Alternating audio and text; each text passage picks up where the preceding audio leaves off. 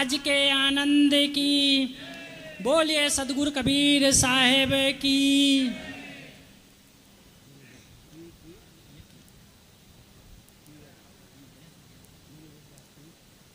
अर्चनीय वंदनीय संत समाज, धर्म प्रेमी भाइयों एवं बहनों, अभी आप संतों के विचार सुन रहे थे। आज कबीर जयंती है। ये कबीर जयंती 628 वर्ष हो चुके हैं कबीर साहब के।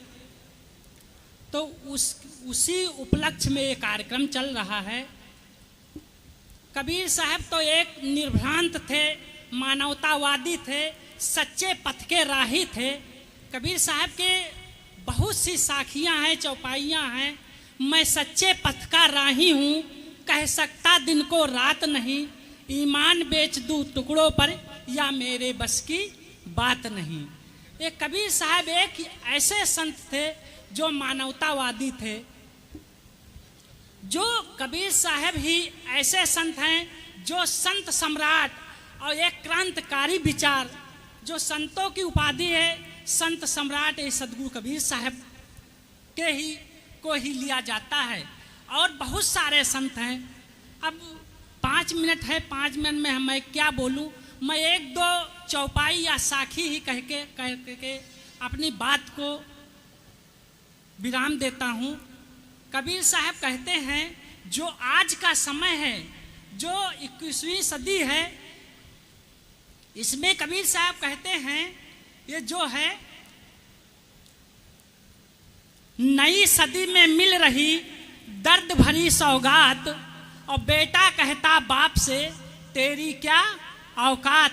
जो समय है, जो बेटा जो है वो बाप से अपने आँख में आँख मिला करके तरेर करके बात करता है कि अब तुम्हारी क्या औकात हो गई है, हमारे बराबर तुम क्या हो। बेटा ने पैदा तो बाप ने किया, लेकिन आज वही बेटा क्योंकि उसकी संगत ही गलत है, उसके विचार भी गलत हैं। क्योंकि जो वो जिसकी संगत करना चाहिए, जिसका संग करना चाहिए ना करके वो गलत संगत कर रहा है, गलत वातावरण में जी रहा है। इसलिए कहता है बेटा कहता बाप से तेरी क्या औकात। और जो हमारी माताएं बहनें हैं इनके भी कम नहीं हैं। और जो आजकल का समय है, ये लोग बहुत विचार हैं, कहते हैं कि आजकल अच्छी बहू नहीं मिलती है। क्या अच्छी बहू मिलने की कहीं अलग से फैक्ट्री है कि बहू अलग फैक्ट्री में बनती है, बेटियां अलग फैक्ट्री में बनती हैं। जब हम अपने बच्चियों को अच्छे संस्कार नहीं देंगे, अच्छी शिक्षा नहीं देंगे, अच्छे संग में नहीं जाएंगे। अभी गुरुरमन साहब कह रहे थे कि एक सेठ थे, तो क्या उनका बच्चा इसी कारण में सेठ रोज सत्संग में जाते थे, और बीच में जाते थे और कहते बड़े तेज से बोलते थे जय सिया राम। और जब जय सिया राम करते थे तब कहते थे वाह सेठ जी बहुत धार्मिक हैं, बहुत धार्मिक हैं। हम लोग इतने क्रियाकांड में इतनी फंस गए हैं, मैं धर्म से इतने दूर होते चले जा रहे हैं। तो क्या है, जब धर्म से दूर होते चले जा रहे हैं तो क्या हुआ, तो वही बच्चा फिर किसी कारण बस कोई सेठ से मिलने आया तो कहा जा अपने पिता को बुला लाओ। तो बुलाने जब चला गया तो 2-4 अच्छी बात सुना। जब सुना तो फिर बुला के लेके गया पिता को। जब क्या हुआ, कोई पशु खाने लगा। जब खाने लगा तो वो देखता रहा कि संत कह रहे थे कि सभी जीवों पर दया करो, सब में जो ये जीव हैं सब में अपने जैसा ही चेतन है, आत्मा है, परमात्मा जो निवास करता है जैसे हमारे अंदर है उसके अंदर भी है। तो वही जान के हो डांटा नहीं। तो वो सोचने लगा, जब उसके पिता आया तो बहुत डांटा कि हम यही लिए कह रहे थे कि ये जो नए बच्चे हैं इनको सत्संग में नहीं आजकल वो जो संत सत्संग में जाते हैं वो पल्लव झाड़ के सुनते हैं, लेकिन वो कुछ लेके नहीं जाते हैं। कहते हैं पंचों की बात सर पर, खूंटा रही वही दर पर। तो क्या है, जो हमारे माताएं बहनें हैं, क्या कहता है कि नई सदी में मिल रही दर्द भरी सौगात, और बेटा कहता बाप से तेरी क्या औकात। और जो माताएं बहनें हैं उनकी क्या दशा है, पानी आंखों का मरा, मरी शर्म और लाज, कहें बहू अब सास से घर पर मेरा राज। अब बहू भी कहती है तुम चलोगे डार डार तो मैं चलूंगी पात पात। समस्या ये है कि आज जो समय है, जो बहू है वो कभी अपनी सास को माँ का दर्जा नहीं दे पाती है, और जो सास है कभी अपनी सास को अपनी माँ का दर्जा नहीं दे पाती है। बहू जो है अपनी सास को माँ का दर्जा नहीं दे पाती है, और सास अपनी बहू को कभी बेटी का दर्जा नहीं दे पाती है।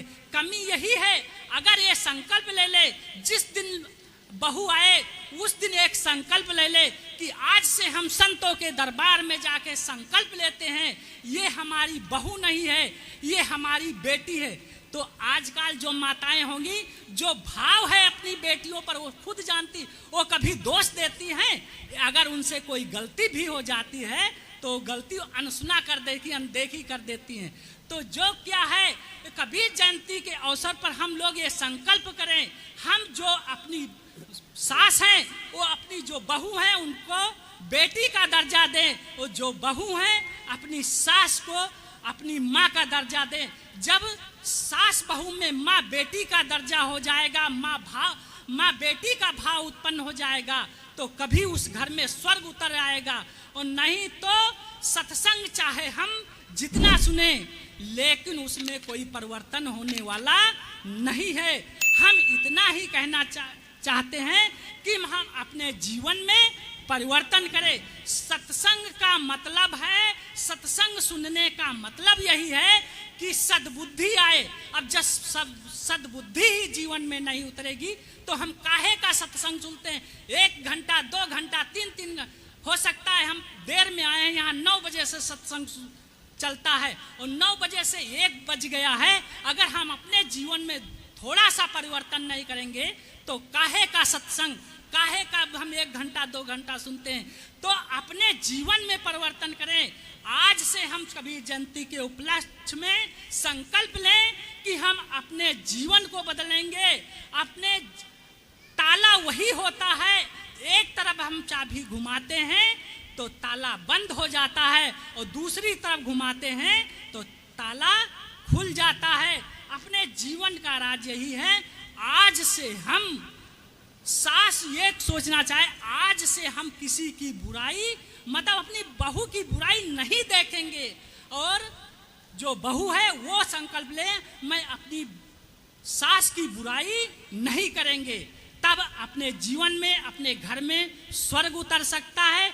नहीं तो पंचों की बात सर पर, फूटा वही दर पर। नहीं, अपना नहीं बदलाव नहीं हो सकता, अपना सुधार नहीं हो सकता, ना ही अपना कल्याण हो सकता है। और कबीर साहब तो बहुत एक निराले संत हुए हैं, अक्खड़ फक्कड़ हुए हैं। उनको कितना भी कहा जाए, उनके बारे में बताया जाए, सब ही कम है।